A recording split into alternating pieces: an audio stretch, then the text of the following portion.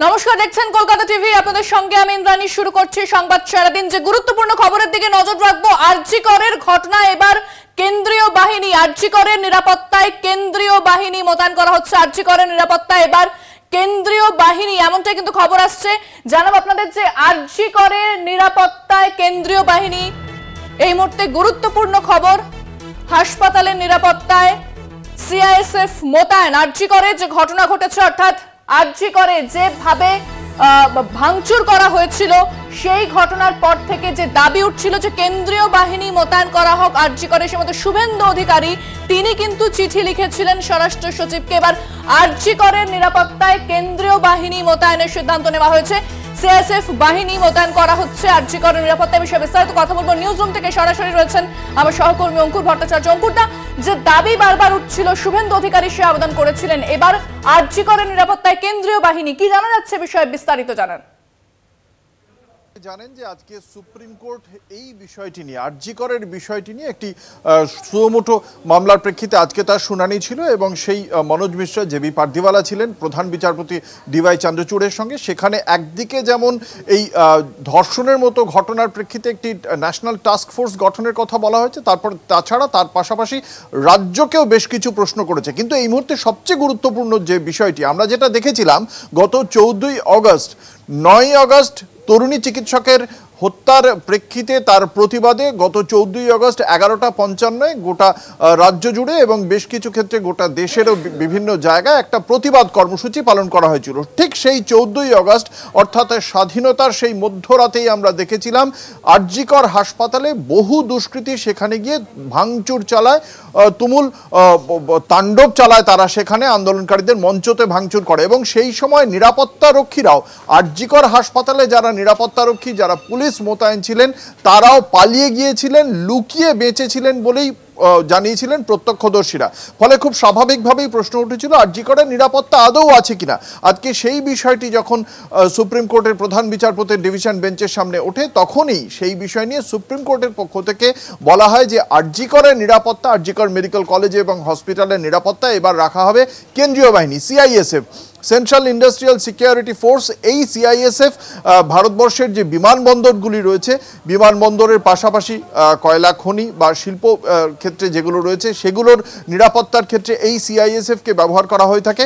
সেই সিআইএসএফকেই ব্যবহার করা হবে এবার আরজি কর মেডিকেল কলেজের হাসপাতালের নিরাপত্তায়। এটা অবশ্যই একটা বড় ধাক্কা, তার কারণ রাজ্য সরকারের পুলিশ যে আরজি কর হাসপাতালে নিরাপত্তা দিতে পারেনি, সেই মূল্যায়ন থেকেই আজকে সুপ্রিম কোর্টের প্রধান বিচারপতির ডিভিশন বেঞ্চ সরাসরি রাজ্য পুলিশের বদলে সেখানে সেন্ট্রাল ইন্ডাস্ট্রিয়াল সিকিউরিটি ফোর্সকে মোতায়েন করলো। এর ফলে আগামী দিনে এই পুলিশ সিআইএসএফ এর পক্ষ থেকে এই নিরাপত্তার কাজটি দেখা হবে। ফলে সাধারণ পুলিশ, তারা যে ওই দুষ্কৃতী সেদিন রাতে যারা তাণ্ডব চালিয়েছিল, তাদের তাণ্ডবে তারা যে লুকিয়ে বেঁচেছিল, ফলে সেই জায়গা থেকে আইন শৃঙ্খলা নিয়েও একটা প্রশ্ন উঠে যাচ্ছে। আজকে সলিসিটর জেনারেল যখন এই মামলায় শুনানিতে তিনি একথাও বলেছেন যে যখন কোনো ক্ষেত্রে 500 লোক হলেই আমরা বলি যে ভালো ভিড় হয়েছে, সেদিন সেই রাতে হাজারেরও বেশি মানুষ তারা হামলা চালিয়েছিল ওই হাসপাতালে। এই অভিযোগের প্রেক্ষিতেই তার বক্তব্য যে তাহলে রাজ্যে আদৌ আইন শৃঙ্খলা আছে কিনা, এরপরেও কি প্রশ্ন উঠে যাচ্ছে না। এবং সেই মূল্যায়ন থেকে আজকে সুপ্রিম কোর্টের প্রধান বিচারপতির ডিভিশন বেঞ্চ এই সিদ্ধান্তে উপনীত হয়। এই মামলায় এই বিষয়টাও উত্থাপিত করা হয়েছিল, যেখানে বলা হচ্ছে যে পুলিশের ভূমিকা কি ছিল যখন এই ঘটনা ঘটেছিল, এবং আরজি করের যে পুরো ঘটনা, সেটাতে পুলিশের ভূমিকা নিয়েও কিন্তু উষ্মা প্রকাশ করা হয়েছে শীর্ষ আদালতে। একেবারেই ইন্দ্রাণী, আজকে যে উষ্মা প্রকাশ করা হয়েছে, আজকে অনেকগুলি ক্ষেত্রে রাজ্যের অনেকগুলি পদক্ষেপের ক্ষেত্রে আরজি কর হাসপাতাল কর্তৃপক্ষ এবং পুলিশের পদক্ষেপের প্রেক্ষিতে বেশ কিছু প্রশ্ন তুলে দিয়েছে শীর্ষ আদালত। এক, যেমন এক্ষেত্রে ঠিক কখন এফআইআর করা হয়েছিল, এফআইআর এর অভিযোগ প্রথম কে করে, এই একটা গুরুত্বপূর্ণ প্রশ্ন। এ নিয়ে প্রথম থেকেই প্রশ্ন উঠছিল, কারণ ভোরবেলা যখন এই মৃতদেহ দেখতে পান, অনেকেই দেখতে পান, কিন্তু তারপর 11:35 প্রথম এফআইআর হয় এবং সেই এফআইআরটি করেছিলেন মৃতার বাবা মা। ফলে এই যে 11:35 সকালবেলা তার মৃতদেহ দেখতে পাওয়ার পরে না হাসপাতাল কর্তৃপক্ষ কোনো এফআইআর করেছে, না পুলিশ কোনো এফআইআর করেছে, অথচ হাসপাতাল কর্তৃপক্ষের বক্তব্য ছিল তারা যখনই জানতে পেরেছেন তখনই তারা পুলিশকে খবর দেন এবং মৃতার বাবা মাকে খবর দেন। তাহলে এই যে দীর্ঘক্ষণ অপেক্ষা করে এফআইআর করলো না হাসপাতাল কর্তৃপক্ষ বা পুলিশের পক্ষ থেকেও কোনো স্বতঃপ্রণোদিত এফআইআর করা হলো না, এই যে অভিযোগ দায়ের করা হলো না, কেন বাবা মা 11:35 এফআইআর করলেন, সে বিষয়টি নিয়ে যেমন প্রশ্ন উঠছে, তার পাশাপাশি হাসপাতাল কর্তৃপক্ষের প্রাক্তন প্রধান অধ্যক্ষ সন্দীপ ঘোষ, তার বিরুদ্ধে একাধিক অভিযোগ এবং তিনি ঘটনার প্রেক্ষিতে কোনো কিছু অঙ্কুরদা এই তুমি সঙ্গে থাকো, এই বিষয়টাই আমি জানাবো একবার যে সুপ্রিম কোর্ট অর্থাৎ দেশের শীর্ষ আদালতও কিন্তু সন্দীপ ঘোষকে নিয়ে প্রশ্ন তুলছে যে প্রিন্সিপাল কি করছিলেন, তার ভূমিকা যে যথেষ্ট আতশ কাচের তলায় ছিল সেটা কিন্তু শীর্ষ আদালতও জানাচ্ছে যে প্রিন্সিপাল কি করছিলেন, কেন প্রথমে আত্মহত্যা বলা হলো, এই বিষয়টা বারবার শীর্ষ আদালতও কিন্তু সেই প্রসঙ্গ তুলেছে এবং সেই প্রশ্ন করা হয়েছে সুপ্রিম প্রশ্নে আর্জি করে প্রাক্তন অধ্যক্ষ যে সন্দীপ ঘোষ তিনি কি করছিলেন, কেন প্রথমে আত্মহত্যা বলা হলো, তারপর যখন তিনি পদ ছাড়লেন তাকে অন্যত্র নিয়োগপত্র দেওয়া হলো, কিভাবে এই ঘটনাটাও সম্ভব, এই প্রশ্ন কিন্তু সুপ্রিম কোর্টও তুলছে। কারণ এখানেই তো প্রশ্ন উঠছে যে কেন সন্দীপ ঘোষকে অন্যত্র অর্থাৎ আরো একটি গুরুত্বপূর্ণ এবং নামী সংস্থাতে তাকে নিয়োগপত্র দেওয়া হয়েছে, সেক্ষেত্রে যে সুপ্রিম কোর্টের প্রশ্ন সেটাও সন্দীপ ঘোষকে নিয়ে যে প্রিন্সিপাল কি করছিলেন, কেন সেটাকে প্রথমে আত্মহত্যা বলা হলো। আমি আবারও চলে যাব সরাসরি নিউজ রুমে, রয়েছেন অঙ্কুরদা। সুপ্রিম কোর্ট অর্থাৎ হাইকোর্ট এই প্রশ্ন তুলেছিল, এবার সুপ্রিম কোর্টও তুললো যে সন্দীপ ঘোষ প্রিন্সিপাল কি করছিলেন, কেন সেটাকে প্রথমে আত্মহত্যা বলা হলো এবং তার নিয়োগ নিয়ে যেটা গোটা বিষয়টা হাইকোর্ট উত্থাপন করেছিল, সুপ্রিম কোর্ট সেই পয়েন্টটাই ধরেছে। একেবারে এটাও একটা রাজ্যের জন্য বড় ধাক্কা, তার কারণ এই সন্দীপ ঘোষের বদলি নিয়ে এর আগে বিরোধীরা প্রশ্ন তুলেছিল, হাইকোর্টে সেই অভিযোগ জানানো হয়েছিল আইনজীবীর পক্ষ থেকে, মামলাকারীর আইনজীবীর পক্ষ থেকে, এবং এই সন্দীপ ঘোষকে নিয়ে এবার শীর্ষ আদালতও প্রশ্ন তুলল। প্রশ্নটা কি, যে সন্দীপ ঘোষ ওই হাসপাতালের অধ্যক্ষ হওয়া সত্ত্বেও তিনি আত্মহত্যার ঘটনাটি প্রথমে কিসের ভিত্তিতে বললেন, তিনি একজন চিকিৎসক হওয়া সত্ত্বেও সেই হাসপাতালে অতক্ষণ ধরে একজন মৃতদেহর পড়ে থাকার পরেও তার কিসের ভিত্তিতে মনে হলো তিনি আত্মহত্যা করেছেন, এবং তারপরে তিনি তার পদত্যাগ করার সঙ্গে সঙ্গে তাকে অন্য একটি হাসপাতালের প্রধান হিসেবে ওই একই পদে তাকে রিইনস্টেট করা হলো। এই যে পরপর পদক্ষেপ, এবং তারপরে সেখান থেকে সরিয়ে তাকে আরেকটি জায়গার কথাও ভেবে ফেলেছিল রাজ্য সরকার, ফলে সেই জায়গা থেকে সন্দীপ ঘোষ যে প্রভাবশালী এবং তাকে তার যে কার্যকলাপ ছিল সেই কার্যকলাপের জন্য তাকে কখনোই কাঠগড়ায় দাঁড় না করিয়ে বরং তার একটা সুবিধাজনক জায়গায় পৌঁছে দেওয়ার বন্দোবস্ত করেছিল রাজ্য সরকার, সেটা সুপ্রিম কোর্টের আজকের মূল্যায়ন থেকে পরিষ্কার। এবং তারপরে তিনি জানতে চান যে সন্দীপ ঘোষের এই মুহূর্তে স্টেটাসটা কি, যখন জানানো হয় তাকে কি সাসপেন্ড করা হয়েছে, তখন বলা হয় যে তাকে ছুটিতে পাঠিয়েছে, তখন বলা হয় যে সেই বিষয়টি থাকবে। আমরা সকলেই জানি গত 5 দিন ধরে তিনি কেন্দ্রীয় তদন্তকারী সংস্থা সেন্ট্রাল ব্যুরো অফ ইনভেস্টিগেশনের জিজ্ঞাসাবাদের মুখোমুখি, ইতিমধ্যেই প্রায় 50 ঘন্টা জিজ্ঞাসাবাদ হয়ে গিয়েছে। ফলে সেই জায়গা থেকে এই সন্দীপ ঘোষ তার কথা সুপ্রিম কোর্টের মুখে যখন উঠে আসছে সেটা অত্যন্ত গুরুত্বপূর্ণ এবং সেটাও রাজ্যের জন্য একটা বড় ধাক্কা। ফলে এই জায়গাগুলি খুব গুরুত্বপূর্ণ যে কলকাতা পুলিশ দেরিতে এফআইআর করেছে বা আরজিকর হাসপাতালে কর্তৃপক্ষ থেকেও কোনো এফআইআর করা হয়নি, ফলে প্রশাসনের জায়গা থেকে দেরিতে এফআইআর একটা বড় ঘটনা।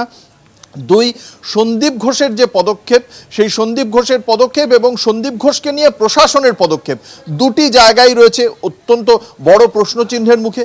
3, রাজ্য নিরাপত্তা দিতে পারছে না, সেটা একেবারে স্পষ্ট হয়ে গিয়েছে সুপ্রিম কোর্টের কাছে। সুপ্রিম কোর্টের মূল্যায়ন, যখন এই কজন একটা মবকে যদি সামলাতে না পারে কলকাতা পুলিশ, তাহলে রাজ্যের নারীদের নিরাপত্তা দেবে কি করে। ফলে আইন শৃঙ্খলা নিয়ে কার্যত প্রশ্ন উঠে গিয়েছে সুপ্রিম কোর্টের এজলাসেও, এবং সেখান থেকেই সুপ্রিম কোর্ট এই যে আরজিকরের প্রশ্নে নিরাপত্তার জন্য সিআইএসএফকে মোতায়েন করার সিদ্ধান্ত দিয়েছে, যে রায় দিয়েছে, তা অত্যন্ত তাৎপর্যপূর্ণ এবং রাজ্যের জন্য অবশ্যই অস্বস্তির, তা নিয়ে কোনো দ্বিরুক্তি নেই। ইন্দ্রাণী, একেবারে অঙ্কুরদার সঙ্গে থাকো, আমাদের সঙ্গে এই মুহূর্তে ফোনে রয়েছেন আইনজীবী তথা সিপিএম নেতা বিকাশ রঞ্জন ভট্টাচার্য। বিকাশ বাবু, সন্দীপ ঘোষের যে ভূমিকা সেটা নিয়ে কিন্তু এবার সুপ্রিম কোর্টও সেই প্রসঙ্গটা তুলেছে, হাইকোর্টও বলেছিল, এবার সুপ্রিম কোর্টও বলছে যে সন্দীপ ঘোষ কি করছিলেন, অর্থাৎ প্রিন্সিপাল কি করছিলেন, কেন তিনি আত্মহত্যা বললেন। সবই তো শুনেছেন, সুপ্রিম কোর্ট সম্পূর্ণ অনাস্থা, প্রকৃতপক্ষে অনাস্থা জ্ঞাপন করেছে রাজ্য সরকারের, পুলিশ এবং হাসপাতাল কর্তৃপক্ষের বিরুদ্ধে। যেহেতু এটা একটা অল ইন্ডিয়া ইস্যু হয়ে গিয়েছে, তাই সুপ্রিম কোর্ট এটা সুমোটো নিয়েছেন। তাদের প্রাথমিক ধাপ হিসেবে তারা একটা কমিটি তৈরি করে দিয়েছেন, যারা এই গোটা দেশে এই চিকিৎসকদের নিরাপত্তা নিয়ে কি কি ব্যবস্থা নেওয়া যায় এটা করবেন। আর আরজি করের ক্ষেত্রে রাজ্য সরকারের পুলিশ যে তারা নিজেরা নিরাপত্তা দিতে পারে না, একটা সামান্য ভ্যান্ডালিজমকে ঠেকাতে পারে না, তারা কি করে নিরাপত্তা দেবে? সুতরাং চিকিৎসকদের নিরাপত্তাকে নিশ্চিত করার জন্য আমাদের দাবি ছিল তাহলে কেন্দ্রীয় বাহিনী দেওয়া হোক, এবং সুপ্রিম কোর্ট কেন্দ্রীয় বাহিনীকে দায়িত্ব দিয়েছে আরজি করের নিরাপত্তা সুনিশ্চিত করার জন্য, ডাক্তারদের মধ্যে যাতে কনফিডেন্স ফিরে আসে সেই জন্য। ধন্যবাদ। অর্থাৎ যে খবরের দিকে নজর রেখেছে সুপ্রিম পর্যবেক্ষণ, সুপ্রিম কোর্ট যে বেশ কিছু বিষয় উত্থাপন করেছে আজকে আরজি করের এই শুনানি প্রসঙ্গে, যেখানে কেন্দ্রীয় বাহিনী মোতায়েনের নির্দেশ দেওয়া হয়েছে। পাশাপাশি সন্দীপ ঘোষ তার ভূমিকা নিয়ে প্রশ্ন তুলেছে দেশের শীর্ষ আদালত, যে সন্দীপ ঘোষ প্রিন্সিপাল কি করছিলেন, কেন সেটা আত্মহত্যা বলা হলো, এবং তাকে এক জায়গা থেকে পদত্যাগ করে আর কিছুক্ষণের মধ্যে কিভাবে তিনি অন্যত্র নিয়োগ করতে পারলেন সেই বিষয়টা তোলা হয়েছে। এবং যে জাতীয় টাস্ক ফোর্স গঠন সেই নির্দেশ কিন্তু সুপ্রিম কোর্ট দিয়েছে। আমি আবারও চলে যাব সরাসরি নিউজরুম থেকে, রয়েছেন আমার সহকর্মী অঙ্কুর ভট্টাচার্য। অঙ্কুর দা, যে টাস্ক ফোর্স গঠনের কথা বলা হচ্ছে শীর্ষ আদালতের তরফ থেকে, এবং বেশ কিছু সিকিউরিটি মেজার, অর্থাৎ যে নিরাপত্তা কিভাবে নিরাপত্তা কিভাবে দেওয়া যায় এবং পরবর্তী যে কিভাবে চলবে সমস্ত প্রক্রিয়া, সেই সমস্ত কিছু কিন্তু সুপ্রিম কোর্টের পক্ষ থেকে বলা হচ্ছে। এবং যে জাতীয় টাস্ক ফোর্স তারা কিভাবে কাজ করবে সেটা বিস্তারিত কি জানানো হচ্ছে? 7 সদস্যের ন্যাশনাল টাস্ক ফোর্স গঠন করার কথা বলা হয়েছে। এখানে খুব ব্যাখ্যা দেওয়া হয়েছে সুপ্রিম কোর্টের পক্ষ থেকে যে এটা শুধু এমন একটা ঘটনা যেন না হয় যে এরপরে আবার কোনো ঘটনা ঘটবে না, বা এর পরে যাতে আর কি কোনো ঘটনা না ঘটে তার জন্য কি কি পদক্ষেপ সেটাই স্থির করবে এই ন্যাশনাল টাস্ক ফোর্স। এই ন্যাশনাল টাস্ক ফোর্সে 7 জন সদস্য থাকবেন, এবং এই 7 জন সদস্যর কাছ থেকে একটা নিরাপত্তার ক্ষেত্রে কি কি করণীয় এবং রাত্রিবেলা কাজের ক্ষেত্রে কি কি প্রিএমটিভ মেজার্স কি কি নেওয়া যেতে পারে সেই বিষয়গুলি সংক্রান্ত তারা স্থির করবেন। তারাই এই বিষয়ে বেশ কিছু গাইডলাইন্স তৈরি করবেন, এবং সেই গাইডলাইন্সের ভিত্তিতে দেশে জুড়ে যাতে এই ধর্ষণ সেটা যেমন আটকানো যায়, মহিলাদের নিরাপত্তার বিষয়টি যাতে সুনিশ্চিত করা যায় সেই বিষয়টি জানানো হবে। এবং আজকের এই ঘটনার প্রেক্ষিতে সিবিআই এর কাছেও একটি স্ট্যাটাস রিপোর্ট দেওয়া হয়েছে। ফলে কার্যত যে বিষয়টা দাঁড়িয়ে গেল, কলকাতা হাইকোর্টে যে কেসটা চলছিল সেই কেসটি কার্যত এবার সিবিআই কিন্তু কলকাতা হাইকোর্টের নয়, সুপ্রিম কোর্টের কাছে তাদের যে স্ট্যাটাস রিপোর্ট সেই স্ট্যাটাস রিপোর্টটা দেবে, যে কেসটা এই মুহূর্তে ঠিক কোন জায়গায় রয়েছে, তারা কতজনকে জিজ্ঞাসাবাদ করে নতুন কি তথ্য পেয়েছেন, তদন্তে কোন কোন বিষয়গুলি নতুন আপডেট তারা পেয়েছেন, কোথায় সমস্যা রয়েছে, এই সংক্রান্ত যে সিবিআই এর কাছে আপডেট সেটা তারা আগামী 22শে অগস্ট অর্থাৎ আজকে 20 তারিখ মঙ্গলবার, বৃহস্পতিবার সিবিআই এর তদন্তকারী আধিকারিকরা তারা এবার সুপ্রিম কোর্টে 22 তারিখ তাদের যে স্ট্যাটাস রিপোর্ট সেটা জমা দেবে। 23শে অগস্ট এই মামলার পরবর্তী শুনানি। ফলে সেক্ষেত্রে এই যে ন্যাশনাল টাস্ক ফোর্সের ক্ষেত্রে যেটা গঠন করে দেওয়া হলো সুপ্রিম কোর্টের, ফলে সেক্ষেত্রে আরো নতুন কি আপডেট আসে সেদিকেও আমাদের নজর রাখতে হবে। ইন্দ্রাণী, অঙ্কুরটা, আরো একটা বিষয় যেটা বারবার দাবি করা হচ্ছিল আরজি করের চিকিৎসক পড়ুয়াদের তরফ থেকে, যে রেস্ট রুম আলাদা করতে হবে, ডিউটি রুম আলাদা করতে হবে, এবং নারী পুরুষ যে আলাদা একটা রুম দরকার এবং সেটা যে পর্যাপ্ত নেই সেই প্রসঙ্গটা তারা বারবার বলছিলেন, এবং শীর্ষ আদালতও কার্যত সেটাই কিন্তু আজকে জানিয়েছে। এই বিষয়টি সুপ্রিম কোর্টের কাছে তুলে ধরার ফলে সুপ্রিম কোর্ট ঘটনার গুরুত্ব বুঝতে পেরেছেন, এবং ঘটনার গুরুত্ব অনুধাবন করে এক্ষেত্রে যে প্রপার একটা পদক্ষেপ করা উচিত এবং এই বিষয়গুলি যে অত্যন্ত গুরুত্বপূর্ণ, এটা সুপ্রিম কোর্টের মূল্যায়ন কিন্তু আজকে আমি তুমি বললাম সেটার যতটা না গুরুত্ব, অবশ্যই সুপ্রিম কোর্ট যখন সেই বিষয়টিকে স্বীকৃতি দেয় বা মান্যতা দেয়, তখন এতদিন ধরে যে হিসেবে ছিল ছাত্রছাত্রীদের, সেই দাবিটা এবার শীর্ষ আদালতের একটা মান্যতা পাচ্ছে। এই মান্যতাটাই অত্যন্ত গুরুত্বপূর্ণ হয়ে দাঁড়ায় প্রশাসনের কাছেও। তখন প্রশাসনও বোঝে এটা যেটা শুধুমাত্র একটা বিক্ষোভের দাবি হিসেবে ছিল, আজকে সেই দাবিটা শীর্ষ আদালতের মান্যতা পাওয়ায় সেটা কার্যত তাদের কাছে নির্দেশ হিসেবে আসছে। ফলে আগামী দিনে এই দাবিগুলোকে মেনে নিয়ে সেই দাবির প্রেক্ষিতে পদক্ষেপ যদি প্রশাসন না করে তাহলে সেই বিষয়টি। আমাদের সঙ্গে এই মুহূর্তে আইনজীবী তথা বিজেপি নেতা তরুণজ্যোতি তিওয়ারি রয়েছেন।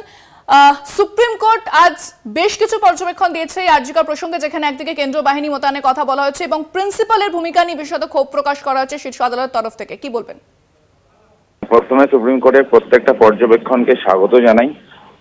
পুরো মামলাটাই শুনছিলাম এবং যে পর্যবেক্ষণগুলো দিয়েছে ডক্টরদের সেফটি সিকিউরিটি কনসার্ন সেগুলো নিয়ে বলেছে, স্বাগত জানাই।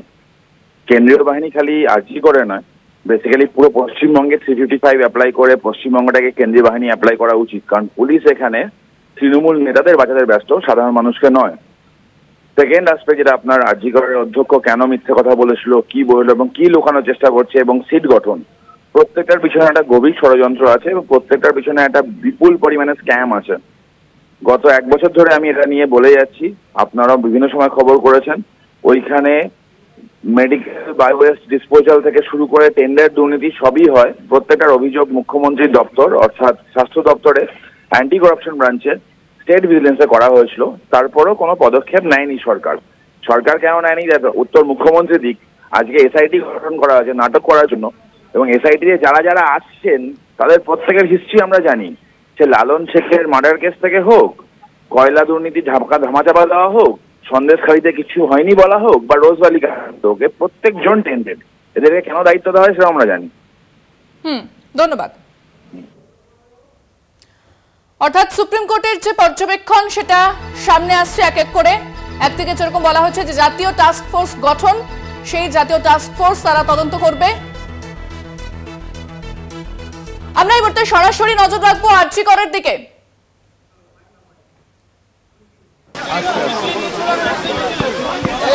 টেবিলের উপর একবারে বলবো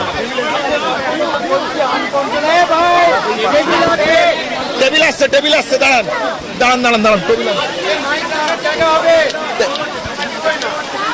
টেবিল দিচ্ছে টেবিল আসছে